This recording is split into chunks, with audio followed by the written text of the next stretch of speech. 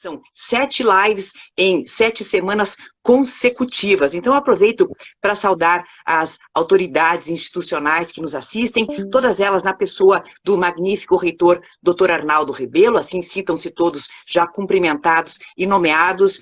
Bom, você dispensa apresentações, mas eu vou ler o mini Por currículo favor, vitae. Claro, por favor. multifacetado, apresentador do programa Provoca. A gente fala hashtag Provoca ou fala só Provoca? Provoca.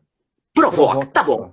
Comentarista do Jornal da Cultura, da TV Cultura, formado em engenharia civil, cabeça de engenheiro. Ele é comunicador, ator, jornalista, roteirista, produtor, diretor de TV. Ai, que preguiça, quanta coisa que você faz. E mais de 13 milhões de seguidores. Obrigada por estar conosco, Marcelo, e por usar do teu próprio tempo para nos instruir com várias informações que com certeza você traz para a gente. Bom, começar do começo, né, Marcelo? O nosso tema de hoje para você é um tema que diz muito respeito aos estudantes. Afinal de contas, o mundo acadêmico é o mundo do Unicuritiba e com a Covid-19, é claro, futurologia agora virou ciência também, né? A gente pode perceber algumas tendências de trabalho. O mundo pós-pandemia e o trabalho pós-Covid será o nosso tema com você.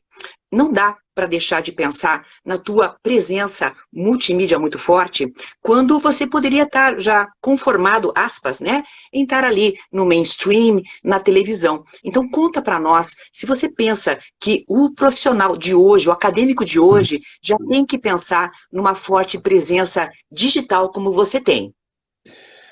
Maria, de novo, uma alegria enorme estar conectado com você, com todos do Unicuritiba, enfim, eles já começaram a falar comigo muito antes da gente ligar a Muito câmera. bacana. Muito legal mesmo sentir essa proximidade no momento que nós estamos distantes, né? É um paradoxo isso. E aí eu até já começo a responder a sua pergunta. Quando se fala em futuro, tem coisas que não mudam. E uma delas que quero deixar de cara no nosso papo, é a importância do mediador, do professor, sabe? No nosso caso aqui, de você, que é a mediadora, que aliás é professora, e todos os professores que estão nos acompanhando agora. Na educação, a figura do professor, com tudo isso que está acontecendo, ela se torna cada vez mais evidente. Uma das coisas que o vírus faz é colocar uma lente de aumento na nossa cara. E ele traz transparência, né, para muitos processos. E o que está muito evidente é a importância do professor. Então, esse professor que já tinha um engajamento com seus alunos numa outra situação, eu tenho absoluta certeza que mesmo os que têm mais dificuldades com a tecnologia, ou que até não se interessavam muito por este mundo que é esse que nós estamos aqui agora, né? Das redes sociais, nós estamos no Instagram fazendo uma live, esses professores que já tinham o engajamento, que já usavam a sua essência de curadores de conteúdo, de provocadores, esses caras, eles estão agora assumindo o seu verdadeiro papel de líderes, né, nas comunidades, com os alunos e tudo mais. Agora, o que muda nessa sua pergunta é que nós estamos sendo submetidos a uma alta taxa de necessidade de adaptação. Eu lembro que eu estudei biologia há muito tempo, mas eu me lembro que enzimas eram substâncias que chegavam e aceleravam os processos, né? O que nós estamos vivendo agora é uma alta taxa de aceleração por conta dessas necessidades que estão na nossa frente. Então, a capacidade de adaptação, de se atualizar, que é uma coisa que eu procuro fazer ao longo da minha carreira, como você comentou, nessas horas, ela favorece bastante a navegação, né? Quem já se adaptou várias vezes ao longo da vida, especialmente da vida profissional, agora fala assim, opa, mais uma parada importante que eu vou ter que fazer aquilo que eu já fiz, e é bom lembrar que sempre fazemos algo de uma forma diferente, então eu nunca vivi, eu e nem ninguém, né? As pessoas que estão passando por essa, a nossa geração, as pessoas que são contemporâneas, nunca viveram, né? A não ser os nossos queridíssimos avós, que eventualmente já tenham passado pela Segunda Guerra, por exemplo, mas nós nunca passamos por uma situação. Então, é a nossa hora de ter uma responsabilidade, de ter uma maturidade emocional para poder viver uma brabeira, e aí é bom a gente não economizar na nossa sinceridade. O que nós vivemos é muito grave. Nós estamos vendo aí famílias vivendo dramas terríveis, pessoas passando fome, enfim, dramas. Nós estamos vivendo um drama que os filósofos só estudavam na teoria, que é o dilema do bonde, né? O dilema de você decidir se o bonde vai matar esse ou aquele. E isso nós estamos vivendo na questão dos respiradores, né? Então, não é pequeno o que nós estamos vivendo, Maria, mas eu não tenho dúvida nenhuma que é uma oportunidade riquíssima de cada um de nós se adaptar e aprender muito sobre nós mesmos. Marcelo, uma palavra que está muito na moda, mas é uma palavra que eu acho que ela tem um significado muito maior do que está na moda, é protagonista.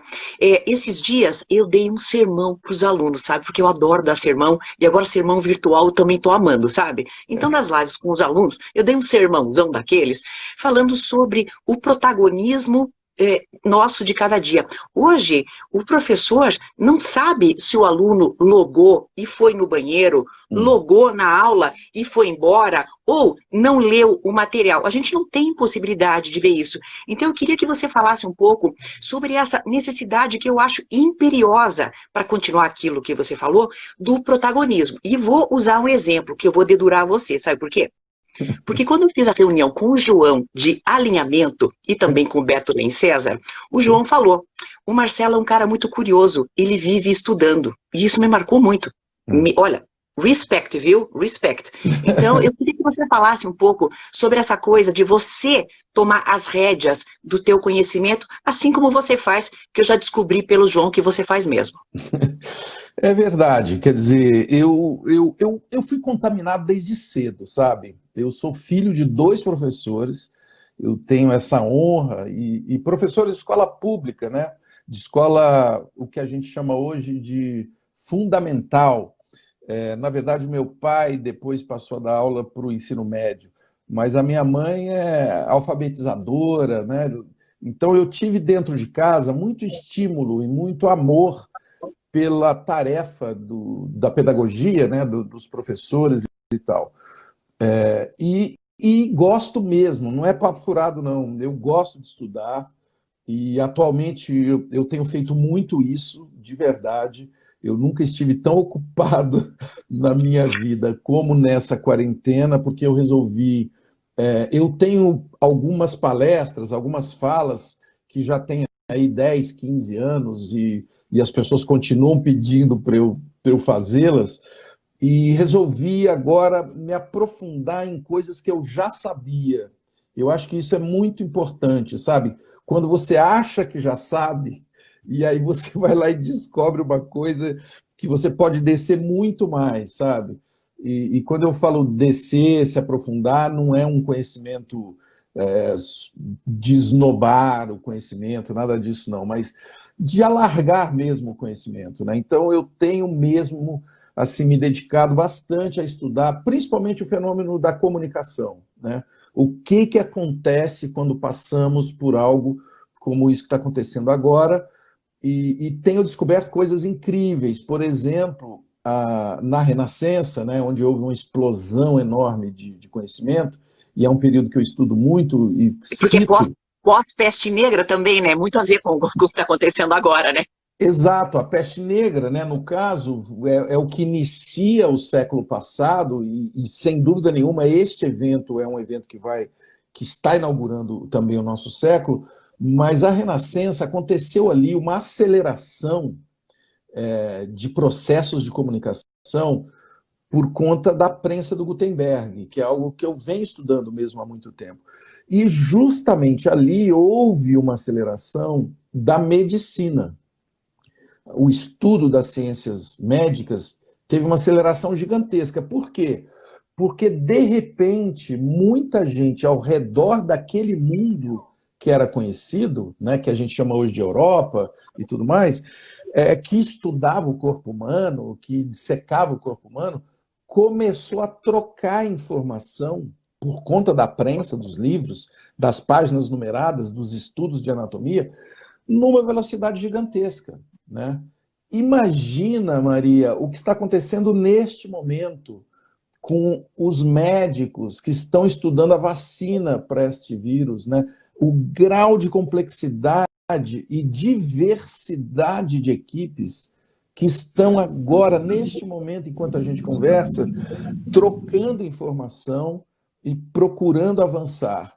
E outros profissionais, né, os psiquiatras, as pessoas que cuidam de logística, os líderes empresariais, os alunos, né, que estão estudando, todos eles têm uma oportunidade enorme de troca de informação, até mesmo do próprio método que está sendo testado pela primeira vez, que são as aulas remotas, né, para cursos que não eram remotos, né? E os professores, eu vivo dizendo, é uma oportunidade enorme para os professores formarem grupo de WhatsApp deles, e de preferência de diversos lugares diferentes, professores de diversos, e trocarem informação sobre essa dificuldade, né, que está sendo vivida agora. Eu creio que é uma oportunidade enorme que temos aí de melhorar, sair dessa fazendo melhor o que a gente fazia antes. Pois quando você fala em melhorar, aprimorar, oportunidade, é claro que eu não posso deixar de ver um discurso otimista, claro. Você acredita mesmo que haja, como no Renascimento, uma grande possibilidade de que a gente faça né? Eles chamam daquele crescimento em V, né? Que a gente deu uma afundada, depois sobe de novo. Você acredita que isso vai acontecer com a gente em várias áreas do conhecimento? Eu não sei se vai acontecer, sabe por quê? Depende de cada um de nós. Existe a oportunidade, isso eu não tenho dúvida. A oportunidade está aí. Se vai acontecer, a resposta está em cada um de nós, sabe? Se nós vamos aproveitar essa oportunidade ou se nós vamos simplesmente ficar brigando no WhatsApp ou nas redes sociais com os grupos que pensam diferente da gente. Como, aliás, já perdemos muito tempo fazendo isso, né? Então, eu acho que está na hora... Marcelo, aí levanta uma questão que é bastante interessante, né? Você já tem uma presença multimídia há muito tempo. Hoje, isso é uma vantagem enorme para você, porque você fala para um número maior de pessoas sem precisar de uma plataforma só. Ou seja, você digamos, o patrão da tua própria comunicação. Você que está estudando comunicação, como é que você vê essa coisa de você ser o teu patrão nos teus canais? Eu vou te contar um segredo, tá? Que fica entre nós. E nós e a live. Cada uma das pessoas que está aqui é o patrão da sua comunicação, sabe? Nós estamos aqui usando um canal, né, do Unicuritiba, e cada um das pessoas que estão aqui entrou com o seu canal, @ né, XYZ. Então, a era que vivemos é a era onde cada um de nós é um seu próprio sistema de comunicação. E por isso existem as oportunidades e também existem as armadilhas, né? As cascas de banana. Por sermos donos dos nossos sistemas de comunicação, temos a responsabilidade do que é publicado nessas redes, né? E nós não estávamos acostumados a isso. Então, vivemos uma era também onde se discute muito isso, que é positivo, muito positivo.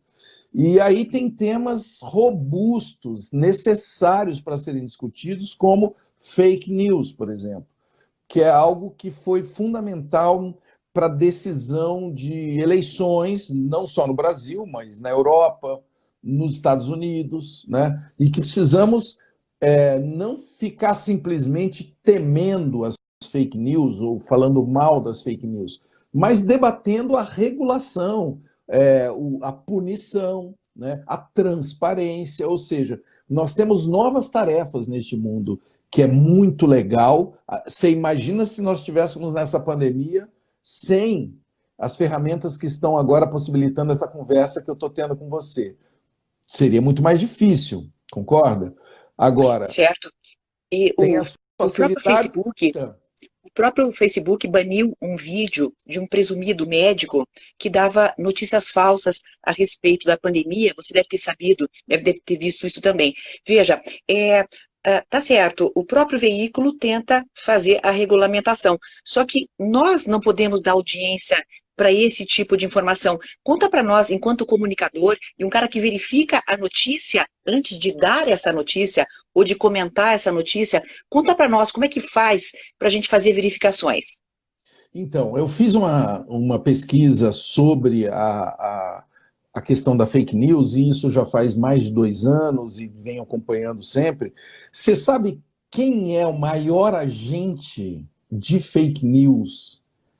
Conseguiram chegar. Quem é o maior agente de fake news dessa era digital que nós vivemos? É o grupo de WhatsApp da família. Então, o tio do Zap.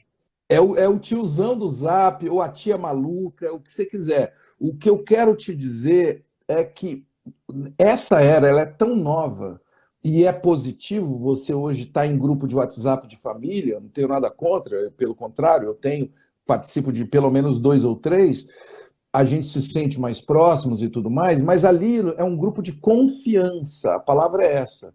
São grupos de confiança.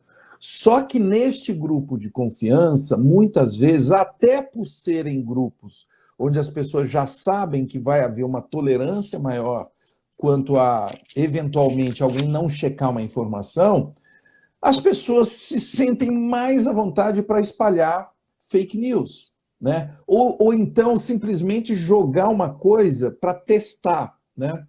No meu grupo de família, eu tenho uma tia muito dinâmica, que eu não vou entregar aqui o nome dela. Tia dinâmica. Que ela, durante as eleições, né, do ano passado, era a que mais soltava esse tipo de notícia, né? E teve um dia que eu perguntei para ela, eu falei, escuta, tia, teve um dia que ela botou uma que eu falei, não é possível que ela acredita nisso, né? Aí liguei, né? Usei o método antigo, né? Eu falei, ô tia, eu queria entender o seguinte, a senhora acredita nessa notícia que a senhora compartilhou? Ela falou, não, por isso que eu joguei no grupo para ver se o que vocês iam falar. Eu falei... E teu Marcelo, vai trabalhar, né, Marcelo? Mas você entendeu? Esse é o perigo da gente viver numa velocidade tão grande. Nós temos hoje responsabilidades que não tínhamos antes. Então, checagem de notícia, né? Aquela coisa que você recebe, e aí já respondendo com dicas mais precisas. Quando você recebe uma coisa e te dá aquele faniquito, aquela coceira no dedo para espalhar, pode ser um sinal que aquilo ali te atraiu, assim, ligou uma coisa de algumas substâncias no cérebro para você se sentir retribuído, que pode não ser legal. Quer dizer, você está querendo simplesmente ter um prazer rápido de ser o primeiro, talvez, a falar daquilo no seu grupo. Então, cheque, entendeu? Respire, né? Respirar, aliás, é um verbo que nós temos que conjugar muito, muito, muito, né? Será que isso vale a pena ser compartilhado? Valendo a pena, será que isso não ofende alguém, sabe? E ofendendo alguém, será que precisa fazer isso, sabe? Então, são algumas perguntinhas muito simples que ajudam a gente a melhorar a qualidade do debate. O Maurício Ramos, que é nosso internauta e está participando aqui do debate, ele faz um comentário que me deixou assim um pouco temerosa, queria que você falasse sobre isso. Ele diz o seguinte, tem que censurar, não só desqualificar ou regulamentar. Fala sobre censura, tem censura boa? Existe isso? Eu discordo do Maurício, né? Isso. Eu discordo de você, Maurício, sabe por quê? para nós censurarmos, né, alguma fala e tudo mais, temos que decidir quem decide que aquilo tem que ser censurado. E aí é a porta aberta para o autoritarismo, sabe? Então eu prefiro que nós vivamos como estamos vivendo, recebendo alguns trancos, às vezes indesejados, nessa comunicação, do que tolhendo a liberdade de expressão. O que nós vamos ter que fazer ao longo dos próximos anos, isso é um trabalho de muito tempo, é melhorar a qualidade do debate, sabe? Melhorar a qualidade da comunicação. E aí tem várias coisas já sendo testadas, e tem instituições, tem isso que está acontecendo aqui agora, quer dizer, toda vez que você promove um debate aberto, e você me traz um ponto de vista que é diferente do meu, e eu procuro responder de uma forma a responder ao argumento do Maurício, mas não atacando o Maurício, A a pessoa pessoa. do Maurício, né? Mas ao argumento, e eventualmente ouvindo novamente o Maurício, para ver se ele vai me convencer mesmo que vale a pena controlar, aí a gente inicia algo que pode ser, sabe, construir a sociedade que nós queremos. Pois é, e Marcelo, você falou uma coisa fundamental. Temos aquele famoso argumento ad personam, né? E o argumento que está ali em cima do assunto mesmo, né? E muitas pessoas respondem com o ad personam, né? Por exemplo, você fala uma coisa que eu não gosto, eu digo, e você que usa óculos, né? Ou seja, não tem nada a ver com o assunto, mas eu desqualifico a pessoa com qualquer característica para disfarçar que eu não tenho como negar aquele assunto. Eu acho que isso também é uma constante, e essa argumentação muito rasa, ela não vai ser muito brilhante se você quiser ser um bom profissional no futuro, já que estamos falando para muitos acadêmicos nesse momento também, né? Ela não vai ter durabilidade, ela não vai durar no tempo, né? Ela pode, e aí é bom até apontarmos algo curioso que acontece quando alguém é muito inflamado, sabe? Solta palavrão e dá uma de macho, né? Você sabe que no Brasil, especialmente os homens, têm uma tendência, eu acho que é uma insegurança quanto à sexualidade, querer dar uma de macho, eu faço, é comigo mesmo, eu que mando e tal. Quando você faz isso, você chega até a provocar, no início, um efeito, né? Nos seus seguidores, alguns ficam, nossa, esse cara parece que é muito forte. Quer dizer, você chega a provocar, talvez, uma identificação em quem é inseguro. Uma pessoa que tem insegurança até dos seus argumentos, ela fala, nossa, eu acho que eu vou ficar com aquele machão ali, porque ele me parece que ele sabe o que ele diz. Mas não dura. Isso não dura, porque o mundo que nós vivemos hoje, ele é de muita transparência. Se eu te falo algo aqui, se eu cito alguma coisa que eu fiz, que eu falei, com um clique, as pessoas que estão nos vendo agora vão lá e descobrem se eu falei ou não falei aquilo. Então, é o mundo da transparência. E se vocês fizerem, vocês todos que estão nos vendo aqui, esse meu papo com a Maria, fizeram uma retrospectiva de todas as crises políticas que nós vivemos, por exemplo, ou até mesmo crises nas empresas, enfim, todos os escândalos que nós vivemos recentemente, tem a ver com transparência, tem a ver com esta velocidade de troca, que ela serve, às vezes, para criar um mito, criar uma figura que todo mundo começa a seguir, e também desconstruir aquela figura, né? Ele é pego de calças curtas, porque a transparência nesse mundo conectado e digital que nós vivemos, acelerado, não é opcional. Essa que é a notícia que eu tenho, não é opcional. Ela vem junto com o pacote. Não adianta você fingir que você faz uma coisa e você não faz aquilo. Não adianta você ter uma empresa e prometer uma coisa e não entregar, sabe? Principalmente nessa era que nós estamos vivendo agora, da pandemia, porque os recursos são mais escassos, sabe? Então, eu até vivi uma coisa ontem muito curiosa, porque eu fiz um pedido de domingo, né, uma comida de aplicativo, a moça lá do outro lado se enrolou mesmo, ela se enrolou, ela fez errado lá a entrega, e imediatamente eu percebi nela, e a gente falando por mensagem, inclusive, eu percebi nela uma ansiedade de resolver aquilo lá, sabe? Porque eu percebo que ela sabe que a reputação, que é uma palavra também muito importante na era que nós vivemos, é muito frágil se você não entregar o que você promete. É muito fácil você ser rastreado e as pessoas descobrirem que você diz que você tem 5 estrelinhas, mas você vai lá e as pessoas botaram a E sua as estrelas são reputação cadentes. lá embaixo, exatamente. Ô Marcelo, você falou de reputação. Claro, isso é para quem é do tempo pré-digital como eu, que fiz datilografia, tá tudo certo, porque eu era adulta, né, quando eu entrei na internet e tudo mais, nas redes sociais, já era até comunicadora, então assim, eu sempre tomei muito cuidado, porque eu sei, né, que a gente não precisa ter um passado que nos condena. Mas essa rapaziada que já começou desde que nasceu, e aí, claro, se expuseram, às vezes, de uma forma até inadequada. O que eles fazem com o passado deles? O passado na internet, entendeu? O passado que os condena. Porque muitos dos nossos internautas que estão nos assistindo são nossos estudantes, nossos acadêmicos, que agora estão se conscientizando, falando, meu Deus, aquilo que eu postei ano passado, e que eu postei quando eu tinha 11, 12 anos. Como é que essa rapaziada faz? Muda de nome?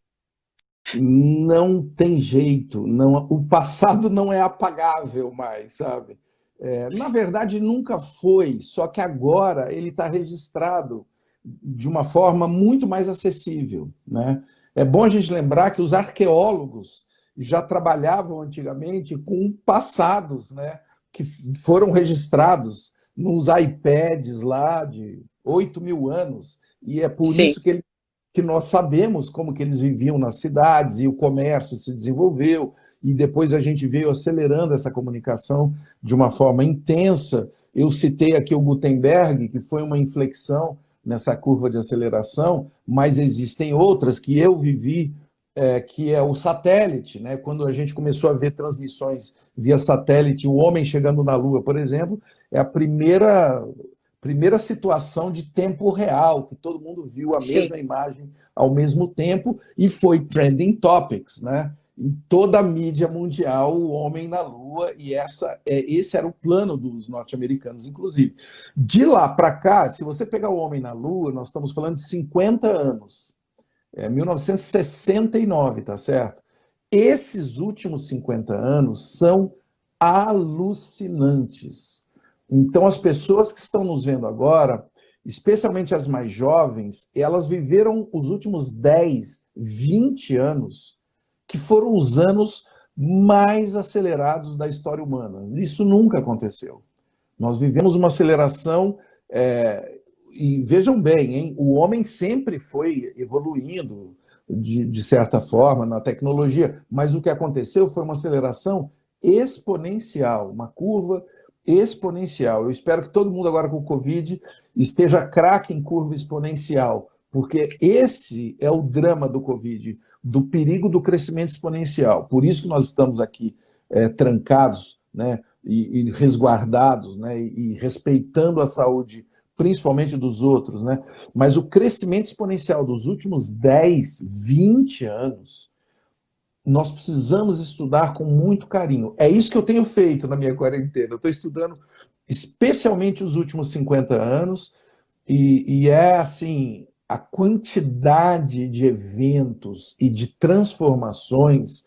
Por isso que eu quero dizer com o maior carinho, especialmente para os professores que estão nos vendo, se eles se sentirem desatualizados, sejam muito bem-vindos, porque todos nós estamos desatualizados. Todos.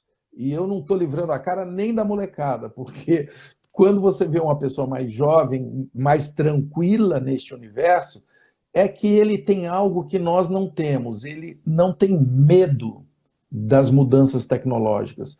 Nós temos muito a aprender com ele, a não ter medo. Se a nossa comunicação aqui não está funcionando, Maria, por exemplo, respira, vamos cuidar dessa conexão, não tenha medo de pagar mico, sabe? Muitas vezes, Sim. quando você fica nervoso nesse novo mundo, tem muito a ver com ego também, né? Você não quer pagar um mico, você não quer se expor, como a gente fala, na frente dos alunos, na frente dos diretores.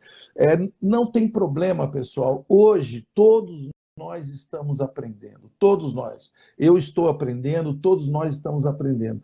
Quem achar que não está desatualizado é que está mal informado, sabe? Então, a situação que temos hoje é aquela parecida com o nosso telefone. Nós somos uns aplicativos que estão sempre pedindo para ter uma atualização. É isso que nós somos hoje. Quem achar que está informado, está desatualizado. Sensacional. O Hugo Duarte Vilar, que também é o internauta que nos assiste no momento, ele fala o seguinte, está puxando um outro assunto bem interessante. Celulares são rastreados, estudados e usados por todos. Vamos falar um pouco sobre o sigilo das nossas informações, porque afinal de contas hoje, com a justificativa de saber se as pessoas se aglomeram, as telefônicas dão informações e informações que a gente às vezes não sabia que elas davam também, né? Você fala para mim que você quer comprar, sei lá, um protetor de orelha e daqui a pouco o meu Google está mostrando um monte de propaganda de protetor de orelha, não é verdade? Né? E como é que faz isso? Então, esse é um tema fundamental, né? Privacidade. E eu tenho, para quem ainda não sabe, uma notícia. A privacidade nossa hoje é zero. Ela não é próxima de zero. Ela é zero.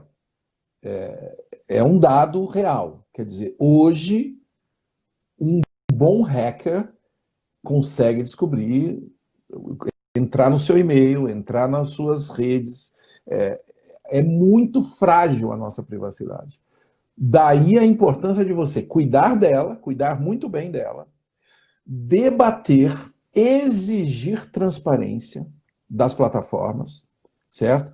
Esse é um momento muito bom que nós já estamos vivendo, né? Pela primeira vez, a coisa de 2 anos, foi em 2018, na verdade até começou um pouquinho antes, 2017, as plataformas, o Facebook, que é a plataforma onde nós estamos agora, foi questionado e teve que dar explicações, né? Sim.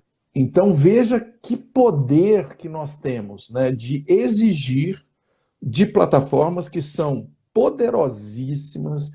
Aliás, é bom que se diga, são excelentes, são ultra bem desenhadas, e é por isso que a gente gosta de usá-las, não tem problema nenhum, mas temos que exigir uma relação de mais transparência com essas plataformas. E elas próprias reconhecem isso, e hoje mesmo eu tenho vários interlocutores dentro do Facebook, dentro do Google, dentro do Twitter, que sabem que não adianta eles terem apenas crescimentos enormes, como eles têm, mas e chegar no momento onde a reputação, veja bem, a reputação pode botar tudo abaixo, que é o que quase aconteceu com o Facebook, né? Quando o Mark Zuckerberg teve que ir na União Europeia explicar, enfim, as questões de privacidade que ele tinha se negado a explicar com detalhe lá no Congresso americano. Então, é muito interessante o que aconteceu nesses últimos 2 anos. São coisas fundamentais que às vezes passou batido aí para muita gente que talvez não teve tempo de se aprofundar, mas o fato de Zuckerberg, o pessoal do Google, o Twitter mesmo, que tem um líder que tem muita noção da importância disso tudo, deles perceberem que o que eles criaram estava voltando contra eles próprios, quer dizer, eles que são os reis da transparência, de falar que quer mesmo que a gente se socialize, que estimulam, que tem os algoritmos que ajudam que a gente só vai aumentando o número de amigos e de likes Sim. e disso tudo, eles tiveram que voltar atrás e reconhecer essas falhas. Então, cada um de nós como cidadãos temos que cobrar, temos que olhar com cuidado, desde a empresa que nós fazemos uma compra online e exigir transparência dela, quanto da empresa que nós usamos a nossa rede social, ou enfim, nosso e-mail, as relações que nós temos com os governantes, temos que exigir, sim, no Brasil existe uma lei da transparência, temos que exigir, sim, dos nossos prefeitos. Tem muita gente que gosta muito desse debate federal, né, ele é mais extremado, ele vira assunto toda hora, e os prefeitos, né? E os governadores, e os vereadores, nós temos, e não estou falando isso daqui para demonizar a política, muito pelo contrário, nós temos que ter um diálogo com os políticos, que existem sim, os políticos de boa índole, que estão interessados em melhorar a política. É assim que nós vamos criar o que importa, uma sociedade mais justa e mais acessível, com igualdade de oportunidades para todos. Você falou em reputação, e aí vamos falar um pouco sobre a instituição. Afinal de contas, Unicuritiba, com 70 anos, pertencendo agora a um ecossistema muito maior, que chama-se Ânima, e em que agora o mote é o Long Life Learning, né? Lifelong Learning, Learning Long Life, enfim, né? Aprendizagem para a vida inteira. E eu queria que você falasse para nós como é que a gente faz, né, como instituição, para manter a nossa reputação, porque é muito difícil hoje, assim como você disse, da fragilidade da reputação, né, que, digamos, num dia de internet, vide uma última blogueira, né, que fez uma festa na sua casa e teve até que apagar um perfil de 3 milhões, né, como é que a gente faz como instituição para nos mantermos sempre presentes e junto daquele aluno que vai aprender para o resto da vida conosco?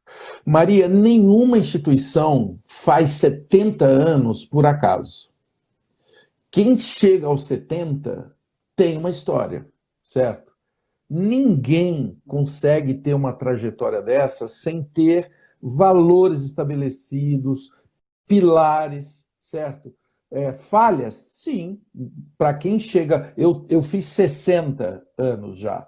Quem chega aos 60 tropeçou muitas vezes, falhou muitas vezes, mas tem uma história. Para você chegar nessa idade, você tem uma história. Então, a primeira coisa que eu te falo é isso. É importante uma instituição dessa reconhecer, porque hoje a história tem um valor enorme. Nós vivemos num mundo hoje que as buscas permitem que nós viajemos pela história das instituições. E eu tenho absoluta certeza que os arquivos, as bibliotecas, as experiências... Imagina a comunidade de alunos que foi formada nesses 70 anos do Unicuritiba, entendeu? Tem um valor imenso. Agora, quais são as tarefas novas? Quais são os obstáculos? Os obstáculos estão exatamente aqui. O obstáculo mais difícil não é tecnológico, é de mentalidade, entendeu? E eu não estou falando isso só para uma instituição que tem 70 anos, não. Todos nós, hoje, temos uma dificuldade de mudança de mentalidade. Porque a mudança, como eu disse antes, é violentamente rápida e muito grande, muito robusta, exponencial, como eu já disse. E eu espero não estar assustando ninguém demais. Assustando só um pouquinho já tá bom. Mas porque diante da mudança, diante de uma mudança do tamanho que nós temos, não dá para parar no medo. E é natural ter medo de mudança, porque todos nós temos. Né? Vamos ser sinceros, né? Claro, óbvio. Pergunta para alguém que vai fazer uma reforma dentro de casa, se ele não tem medo do que ele vai ter que encarar. A gente tem medo de qualquer mudança. A mudança que nós estamos vivendo é gigantesca. Então, é natural ter medo. Agora, conviva com este medo. Encare este medo, sabe? É natural ter medo. E, sobretudo, fale sobre este medo. Dentro da instituição, converse. Por que a gente está com tanto medo de botar todo mundo remoto? Né? Agora está sendo obrigado. Por que nós estamos com medo? Porque a privacidade, porque a fragilidade. Claro, então vamos resolver esses problemas. E aí eu quero deixar uma metodologia para vocês pesquisarem. Eu vou deixar uma lição de casa. Legal. Eu vi muita gente ali que reconheceu o professor Tiburcio, Eu vou aproveitar Isso. dessa licença poética para passar uma lição de casa para vocês. Pesquisem sobre cultura maker, porque, aliás, é algo que eu tenho certeza que está Sim. no sistema de vocês, né? Porque a cultura maker é o quê? A cultura da mão na massa. E tem 4 pilares lá que eu amo, sabe? O primeiro deles é protótipo. Quer dizer, antes de fazer aquele projeto maravilhoso, que é o sonho da sua vida, faça um primeiro teste e bote ele para funcionar. Segundo, sustentabilidade. Não fique reclamando que não tem câmera, que não tem luz, que não tem como fazer não sei o quê. Use o que está à sua disposição. Sustentabilidade, pessoal, é uma palavra que é muito usada, né, hoje, e às vezes a gente perde o significado dela. Na minha visão, é fazer com o que existe à mão sem desperdício. Não usar mais da natureza ou do que está ao redor, porque dá para fazer o protótipo com sustentabilidade, com o que existe. Aí tem mais uma, que é a mão na massa, que eu já falei. Quer dizer, não vai ficar só no projeto, você vai fazer. E a melhor de todas é colaboração. O mundo que nós estamos entrando agora, e o vírus acentua isso, é o mundo da codependência. Ninguém resolve nada sozinho. Já não resolvia antes, tá? Quem falava que resolvia antes pode até ter ganho 1, 2 eleições, mas eu sou o salvador da pátria. Esse é o maior engodo que existe. Você só cria as coisas em colaboração. Então, a cultura maker eu acho maravilhosa para esse momento que nós estamos vivendo, em todos os sentidos, né? Você fala em colaboração, mas aí a gente tem, né, já o Norbert Elias falava da sociedade dos indivíduos, né? E infelizmente a gente tem o costume de confundir indivíduo com individualidade, né? E a Isso. gente se fecha muitas vezes até num individualismo, ou seja, uma exacerbação do isolamento. Talvez o isolamento social ele não deixe muito clara essa parte da colaboração. Eu queria que você falasse um pouco mais sobre isso, que você entendeu? O isolamento social faz você se sentir muito sozinho, mas você não está entendendo que estar sozinho não é a melhor pedida para esse momento, né? Veja bem, tem uma diferença, né, da colaboração e do indivíduo. Aliás, a gente tem que respeitar a individualidade, né, de cada um, e também não confundir. Você me deu agora uma chance de falar uma coisa que é muito importante nesse momento. Não confundir colaboração com tribalismo, assim, de você viver fechado num grupo que pensa igual a você. A tal da Entendeu? bolha, que já falaram aqui também para nós, né? É a bolha, mas principalmente, e tem uma expressão que eu gosto muito, a WhatsAppização da vida. Você viver dentro de grupos de WhatsApp que todo mundo concorda. Você fala, nossa, que felicidade, encontrei a verdade, entendeu? E você está perdido dentro de pessoas que pensam do mesmo jeito. Isso não é bom. Não é bom para a vida profissional, inclusive. Não é bom para construir projetos, tá? Tem um cara que todo mundo aqui deve respeitar, chamado Steve Jobs. Ele fala que a maior qualidade de uma equipe para criar bons produtos é diversidade. Quanto mais diversidade tem numa equipe, melhores soluções você consegue botar na mesa. É uma frase muito emblemática dele e é um conceito que eu tenho me debruçado bastante. Quanto mais diversidade de pensamentos, de raça, de gênero, nós vivemos num país muito machista, onde as mulheres estão pela primeira vez ocupando postos importantes. Né? É uma alegria poder conversar com você, por exemplo. Geralmente, as mulheres não têm funções proeminentes, principalmente de liderança. Precisamos ter mais mulheres na política, então nem se fala. Né? A gente não consegue nem cumprir as cotas da política. Então, diversidade, vamos lá, de gênero, né? De raça, o preconceito racial, então, de termos diversidade na equipe de raça, de Sim. classe social. Muita gente que estuda, às vezes, em bolhas, né? Estuda com gente que mora no mesmo bairro, que é da mesma classe. e tal. Não é legal, galera, não é legal. Enfim, a diversidade de idade, tá certo? Idade, claro, digamos, aquela pessoa que já nasceu digital e aquela que ainda está se digitalizando, por exemplo, né? Como você bem citou, o nosso caso de nós professores, que ó, de um dia para o outro a gente falou, agora é live, né? É legal essa diversidade de idade, porque os dois têm a ganhar, viu, Maria? Os dois têm a ganhar. As pessoas mais jovens, elas têm uma necessidade da maturidade emocional, principalmente, da maturidade de curadoria de conteúdo, né?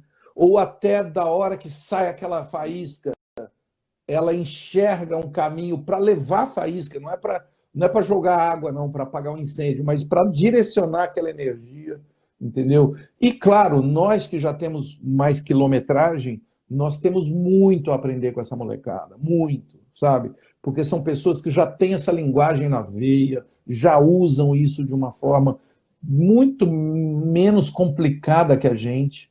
E aquilo que eu te falei, o truque deles é não ter medo.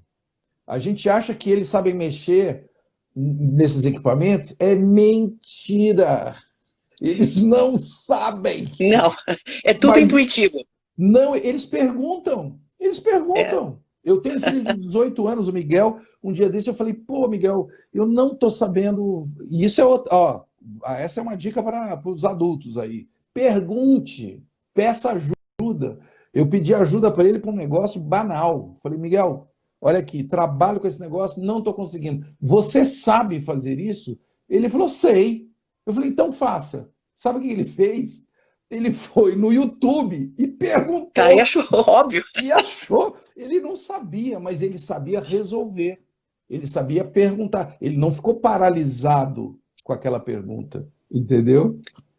E agora você chegou numa parte ótima, a parte psicológica, que eu amo, né? Afinal de contas, sou psicóloga, né? Marcelo, você falou resolver problemas.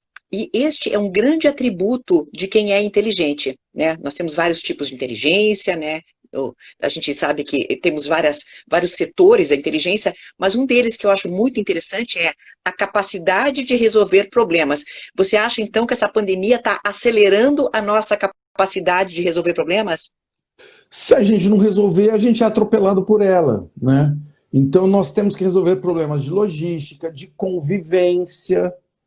Você que é psicóloga deve estar cheia de casos assim, né? Nós vivemos Vivo com disso, aliás. nós começamos a viver com pessoas que a gente achava que conhecia, mas agora estamos conhecendo um pouco diferente. Então, Sim.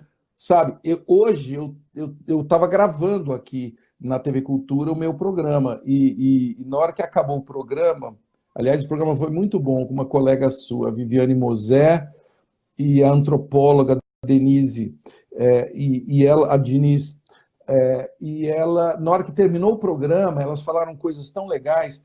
O meu câmera pegou, me chamou num canto e falou assim: rapaz, ela falou um negócio que eu estou vivendo dentro da minha casa. Eu estou conhecendo agora os meus filhos de um jeito que eu não conhecia.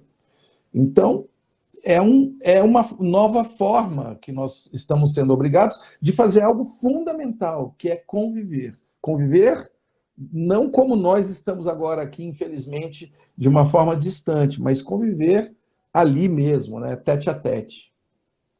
E você pensa que, olha, eu só quero olhar o tempo, que você sabe que o Instagram corta, é como se fosse uma Corta, guilhotina, né? estou Tá. sabendo. Então, ó, a gente vai até 19h56, caindo para 19h57, tá? Porque Tá? depois corta mesmo. Aí, Marcelo, você é um cara de televisão, sabe bem o tempo, né? Nós Me temos que conta nos uma coisa que eu acho despedir que é antes para também. nós Oi? temos que nós temos que nos despedir antes para ele não cortar a nossa despedida. Olha que cruel que ele Perfeito. é. Vendo que você será guilhotinado, tá bom? Que eu acho que Tá, fica assim, fica sendo bom. Você tranquilo. falou da live. O nosso destino é viver uma eterna live agora. Você acha que esse formato ele veio para ficar, para economizar, por exemplo, idas e vindas ao trabalho, a vários lugares? Veja, você está em São Paulo, acho que São Paulo você está, né?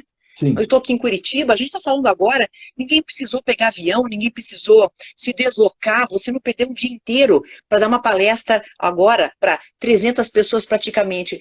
Conta para nós o que você vê das lives como futuro e como uma nova forma de se comunicar. Olha, nós não vamos ficar só nas lives, né?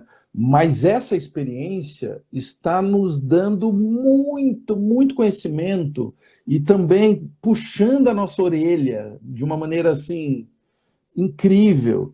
Será que a gente precisava viajar tanto? Precisava ter uma vida tão acelerada, querer fazer tanta coisa, querer crescer em números gigantescos? E eu creio que é uma hora de pensar nisso, porque o mundo que foi interrompido era um mundo que a métrica dele era crescimento acelerado, né?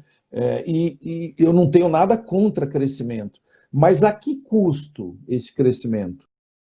Para a saúde do lugar que a gente vive, das pessoas com quem a gente convive, será que esse custo não está errado, não? Eu, por exemplo, vou amar poder ir a Curitiba e falar com vocês no auditório, e poder conversar, e poder ouvir as perguntas saindo da voz das pessoas. Eu peço que isso, e o teatro, e a música, eu acho que isso, as pessoas não veem a hora de voltar. Agora, muitas vezes as pessoas saem da sua casa, pegam um carro, vai para um aeroporto lotado, vão para uma outra cidade para fazer uma reunião de 1 hora e depois pega o avião de volta. Será que precisa dessa reunião?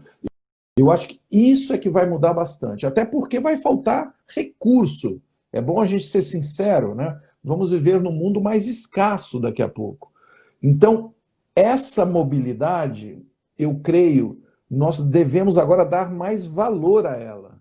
Se eu vou até Curitiba, além da palestra, eu quero conversar com as pessoas, eu quero ir jantar, tomar um vinho, comer uma massa, que eu sei que tem restaurantes maravilhosos na Vai lá na cidade. rádio que eu vou te entrevistar na Transamérica, tá? Então, e agora, aquela reunião que a gente fazia voando, só para falar que eu fui e voltei no mesmo dia, gente, a gente estava muito enganado. Não precisa daquilo, entendeu? E a escola, eu acho que também vai acontecer, eu creio, agora, cada uma das instituições vai descobrir que alguns processos presenciais serão muito mais valorizados. Quando você tem Sim. todo mundo, cara, olha que legal, sabe? É isso que eu espero, que a gente valorize mais esses momentos presenciais e continue usando ferramentas como essa que nós estamos aqui agora, onde eu estou vendo mais de 300 pessoas estão nos acompanhando aqui há quase 1 hora. Que legal, sabe? Que bom que eu consiga estar com vocês desta forma, né? Que é a única, senão não estaria, e Sim. podermos trocar ideias sobre esse assunto que é extremamente relevante. Ou seja, que isso continue também. Eu tenho certeza que professores, líderes, diretores de escola vão saber dosar agora na volta, e nós vamos voltar, o mundo não vai continuar assim, vamos voltar com muita dificuldade e tudo mais, mas vamos voltar, que saiba dosar, né, essas coisas para não cairmos na cilada anterior e podermos desenvolver algo que eu tenho absoluta certeza que é possível, que é um mundo mais criativo, sabe? Mais abundante, que é muito importante, que gere mais prosperidade, mas que, sobretudo, seja menos desigual, especialmente nas oportunidades que são dadas aos indivíduos, porque o Brasil é uma terra de pessoas muito talentosas. Eu tenho certeza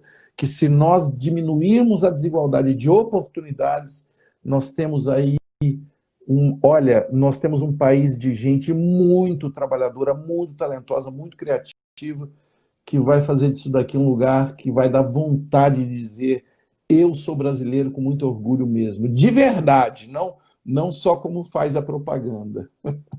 E Marcelo, nos últimos 3, 4 minutos, vamos falar um pouquinho sobre esse trabalho remoto que hoje nós fazemos e no qual nós estamos trabalhando mais e não tem o chefe nos olhando. O interessante é isso, parece que todo mundo quer entregar mais, né? Não precisa ter alguém te olhando, né? Olha, quer entregar mais? Eu tenho uma filha de 14 que ela fala que ela está achando muito mais produtivo estudar assim. As notas dela desse mês são absurdas. Eu acho que são as maiores notas que ela já tirou. Agora, o chefe, agora eu vou te dar uma notícia, está sempre olhando. Porque o chefe, além dele estar olhando, o chefe, ele tem que estar dentro da gente, sabia? A gente que tem que tocar a nossa vida. Nós já falamos disso hoje, nós somos os chefes de nós mesmos agora.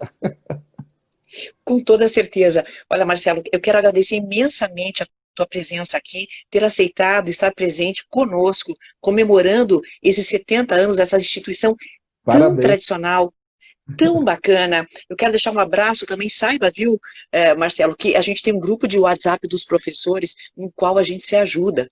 E a gente descobriu coisas maravilhosas nesse grupo e eu quero compartilhar com você. Como é legal a gente se reinventar.